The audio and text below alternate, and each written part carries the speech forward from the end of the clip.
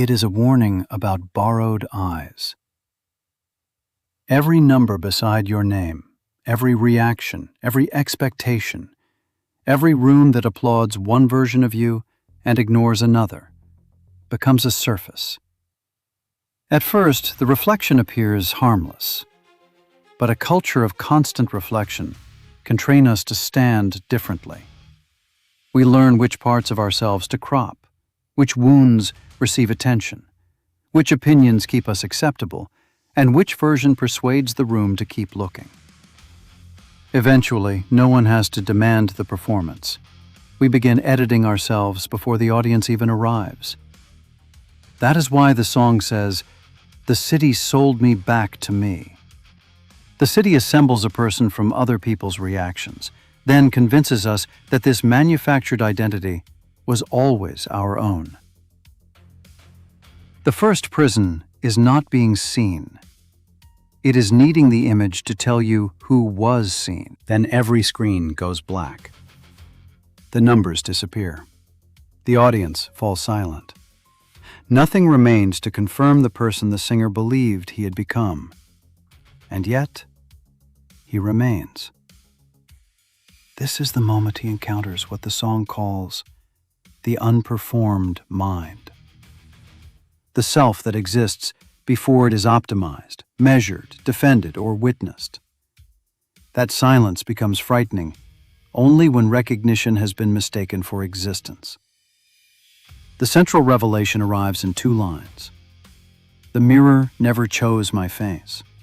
It only held the one I brought to it. The reflection did not create the belief, it repeated it.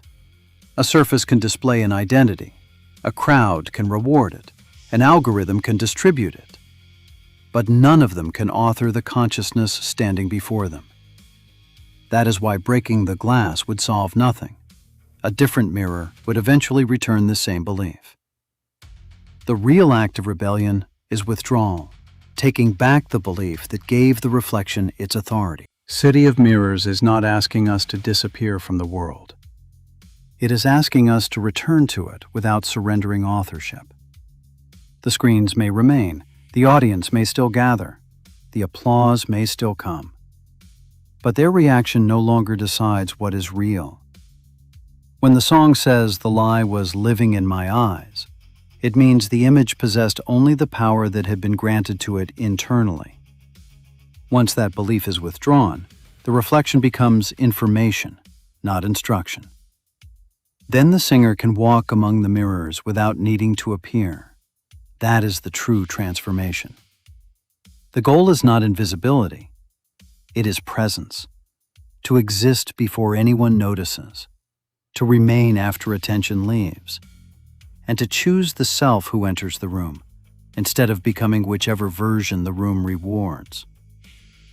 In the City of Mirrors, freedom begins when the reflection is no longer mistaken for the source. No reflection speaks for me. No applause decides what is real. I am here. This is the meaning behind City of Mirrors.